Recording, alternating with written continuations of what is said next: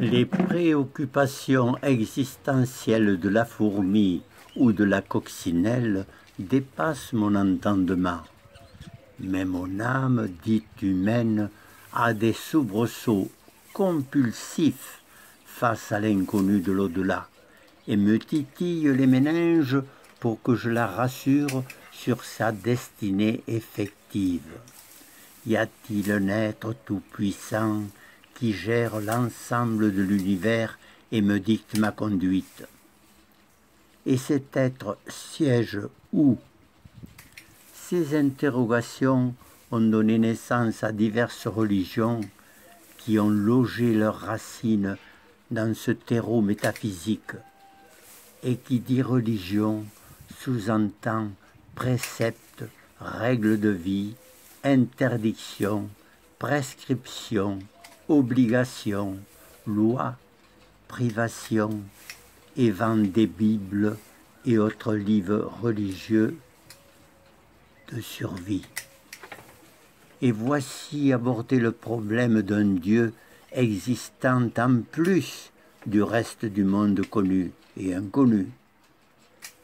Personnellement, ce Dieu, je l'ai abordé par son envers, si je puis dire, à savoir, non pas par ce qu'il pourrait être, mais par ce qu'il ne peut pas être. Et la plupart des religions, dont celle dont j'ai hérité par descendance familiale, la religion chrétienne, propagent des édits qui ne peuvent pas, à mes yeux, être l'émanation d'un Dieu. Je donnerai pour exemple les rites des célébrations des cultes catholiques ou protestants qui traversent le temps et qui n'ont été que le fait de pontifes soi-disant inspirés. Et que dire d'une autre religion dont le Dieu obligerait les hommes à porter tel habit plutôt que tel autre, qui dicterait aux femmes de se voiler, et cet autre Dieu qui demande qu'on fasse tourner des moulins pour prier? Non, ces dieux-là ne sauraient exister à mes yeux. Les exemples sont si nombreux qu'il faudrait plusieurs livres pour les dénoncer tous. Mais je ne veux pas être moi-même le prophète d'une religion nouvelle.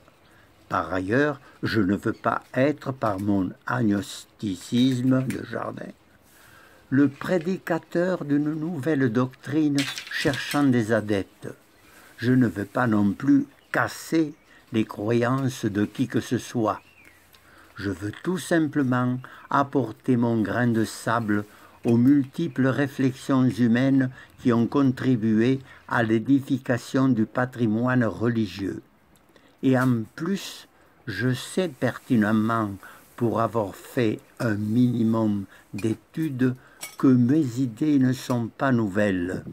Des philosophes dont le renom rendrait mon ombre honteuse ont aussi propagé que Dieu était l'univers dans sa globalité, que Dieu est en perpétuel développement puisqu'on constate que tout ce qui vit se transforme à travers le temps pour s'améliorer, se perfectionner, et à l'instar des êtres humains, des animaux, insectes, oiseaux, microbes, virus et machines.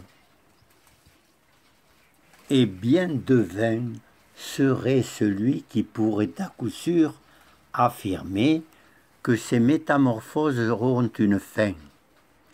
Les enfants continuent la vie de leurs parents, les graines celle des végétaux, et l'intelligence humaine développe des techniques et des chimies de plus en plus sophistiquées. Et tout cet ensemble de vie, de réflexion personnelle, de mutation contribue au développement du Dieu univers, du Dieu nature. Un grand problème subsiste. Quand tout cela a-t-il commencé? Si on s'en réfère à la science, on va entendre le bang des grosses têtes pensantes. Si on se réfère, à mon avis, de vieux paysans sans terre, il faudra encore laisser couler in aeternam la fontaine du temps pour élucider ce mystère d'un commencement de la création. Par contre, je trouve très rassurant de savoir que je suis une particule de Dieu, que je suis libre de penser ce que je veux, de faire le bien ou le mal selon la compréhension que j'en ai, et que je ne serai pas puni au-delà des propres sanctions que je m'attire par mes inconduites ou maladresses. Ce ne sont que des êtres humains qui imposent des dictats religieux, et il n'est pas étonnant qu'un esprit faible en déforme le contenu au point de se détruire en pensant que dans un au-delà de cette vie, il y en a une autre dont les délices compensent les vicissitudes de la première. Imaginer qu'un Dieu a conçu des créatures pour les faire exploser afin d'en détruire d'autres, quelle utopie, quelle hérésie! Au fur et à mesure de son avancée dans l'espace et le temps, le monde affine ses lois. Et si on ne veut pas reconnaître qu'un Dieu, maître du monde, admettons qu'il existe une déesse appelée nature, qui n'est pas encore au bout de son évolution, mais qui vit avec nous et pour nous.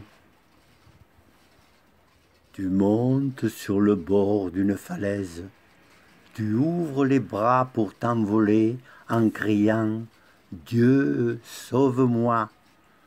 Tu t'écraseras sur les pierres du bas, parce que la divine déesse nature, une bonne fois pour toutes, a instauré la pesanteur. Aide-toi, le ciel t'aidera, reste le meilleur adage.